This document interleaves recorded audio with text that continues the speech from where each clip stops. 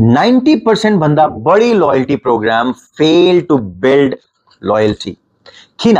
Because धेरै जसो बिजनेसले लोयल्टी बिल्ड गर्न खोजिरहेछ without understanding what is loyalty.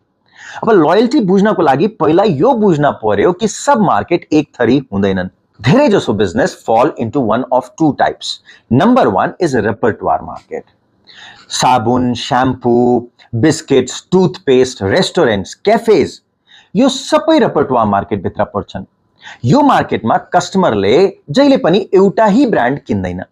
कहिले जावा चुज गर्छ त कहिले सोमा, कहिले कोलगेट, कहिले पेप्सोडेन्ट, कहिले क्लोजअप अनि फेरि कोलगेटमा आउन सक्छ। यसलाई पॉलीगैमस लोयल्टी भन्छौं हामीले। यसको मतलब के हो? Customer is not loyal to just one brand, group of brand सँग लॉयल हुन्छ। एन्ड यो कम्प्लिटली नर्मल हो, यो हाम्रो रियल लाइफ रिलेशनशिप जस्तो छैन। अब इंटरनेट सर्भिस प्रोवाइडर और कार इन्स्योरेन्स, बाइक इन्स्योरेन्स को बारेमा सोच्नुस्।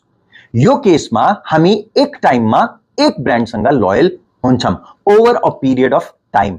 यसलाई हामीले सब्सक्रिप्सन मार्केट भन्छौं। But even in this subscription market relationship और लोयल्टी जहिले पनि एक्सक्लुसिभ हुन जरुरी छैन। कोही कोही मार्केट जस्तो ओटीटीमा हामीसँग नेटफ्लिक्स र अमेजन दुईटै एक टाइममा हुन सक्छ। सो यहाँ पनि लोयल्टी शेयर्ड छ। सो लेसन सिम्पल छ। लोयल्टी यसरी जज नगर्नु कि कस्टमरले मसँग मात्रै किनिरहेछ।